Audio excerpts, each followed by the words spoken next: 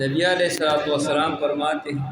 لا یزال قوم یتأخرون عن الصلاة حتى یؤخرهم اللہ، جو لوگ نماز میں تاخیر کرتے ہیں یا کرتے نہیں نماز، یا نماز اوقات مکروہہ میں پڑھتے ہیں،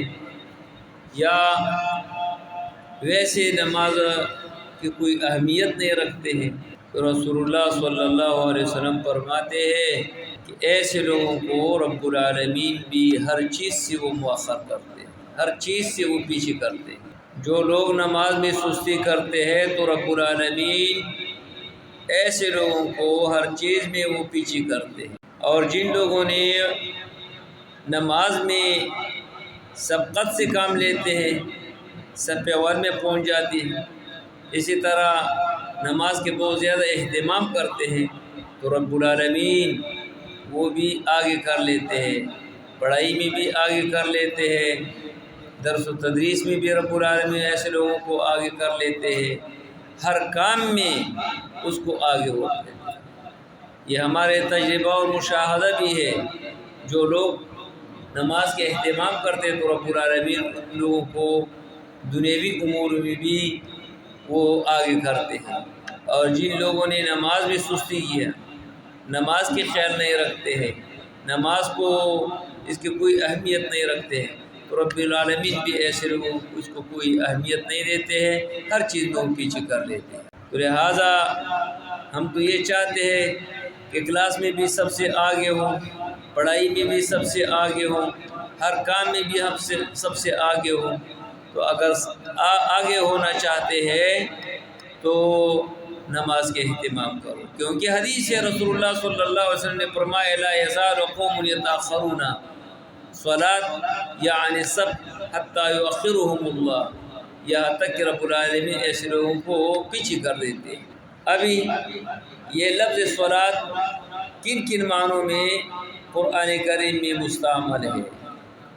یعنی لفظ یقیمون الصلاۃ میں جو لفظ صلاۃ ہے، یہ لفظ صلاۃ قرآن کریم میں کن کن معنوں میں مستعمل ہے؟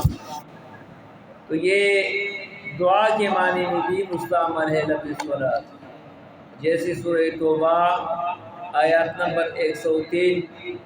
وَصَلِّ عَلَيْهِمْ إِنَّ صَلَاتَكَ سَكَنٌ لَهُمْ، یعنی جب لوگ آپ کے پاس زکوٰۃ کے مال لاتے ہیں تو رسول اللہ صلی اللہ علیہ وسلم کو یہ حکم تھے کہ آپ اس کے لیے دعا کریں، یقیناً تیرے دعا ان لوگوں کے لیے ذریعہ سکون ہے۔ لہٰذا یہ ہمیں بھی یہ حکم ہے، یہ منتظمینوں کے مدرسے کی جو منتظمین ہے اس کو یہ حکم ہے، جو لوگ آپ کے پاس پیسے جمع کرتے ہیں، زکوٰۃ جمع کر لیتے ہیں یا عشر جمع کر لیتے ہیں، تو وہاں پر ایسے نہیں کہ وہ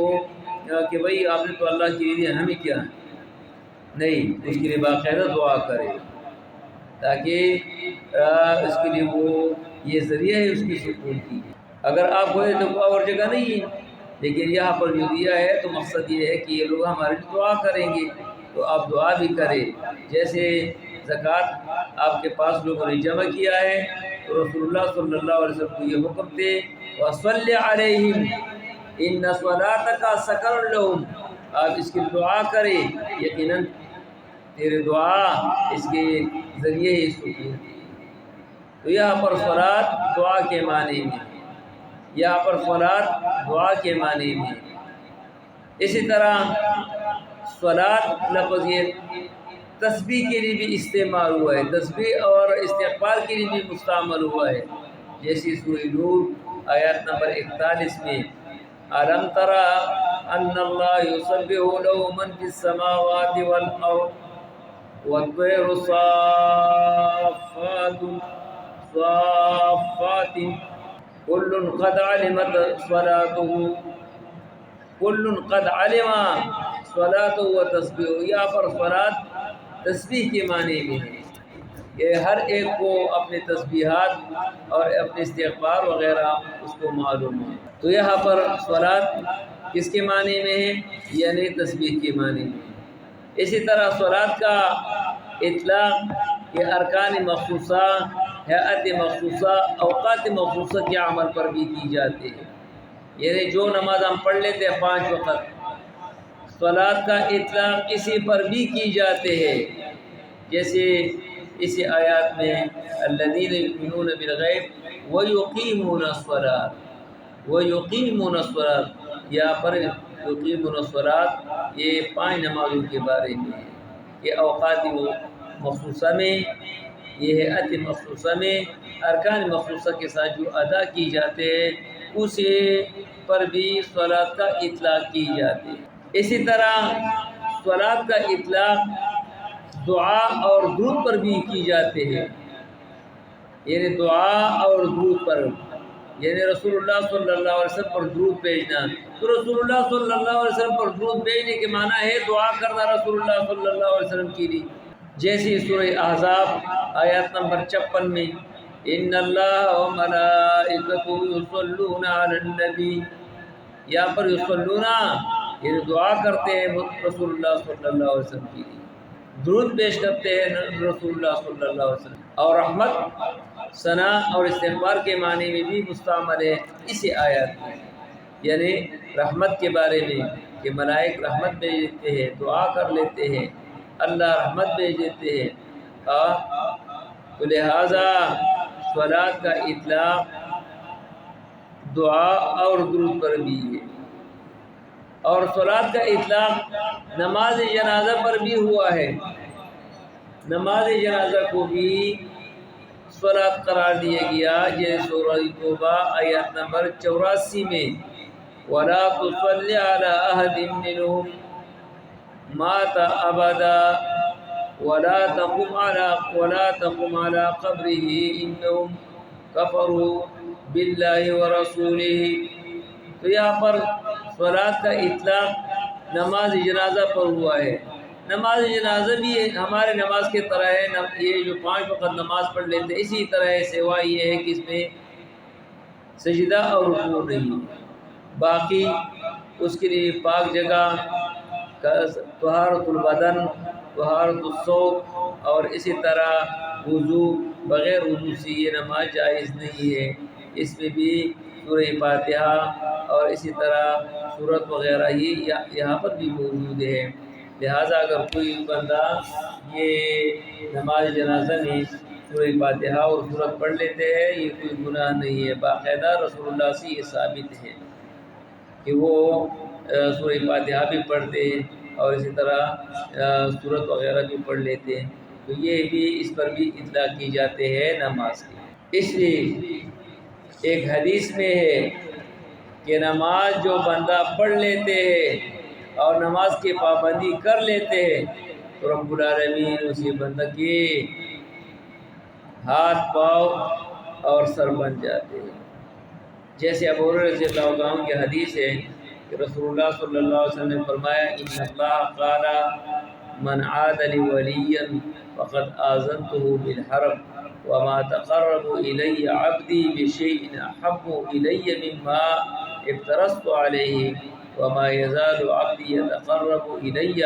بالنوافل حتى احبه وإذا أحببته كنت سمعه الذي يسمع به وبصره الذي يبصر به ويده الذي يبطش به ورجله التي يمشي بها وإن سألني أعطيته ولئن استعاذني لا أعيذنه، یعنی اسی حدیث میں اللہ تبارک و تعالی رسول اللہ صلی اللہ علیہ وسلم فرماتے ہیں کہ جو بندہ اللہ کے ولیوں کے ساتھ دشمنی کرتے ہیں، مدرسے کے طلباء یہ اولیاء الرحمن ہے، مدرسے کے طالبات ہے یا طلباء ہے یہ اولیاء الرحمن میں داخل ہے، جو اس کے ساتھ بد اخلاقی کرتے ہیں، جو اس کے ساتھ زیادتی کرتے ہیں تو اللہ تبارک و تعالیٰ فرماتے ہیں فقط آذنتکم بالحرب،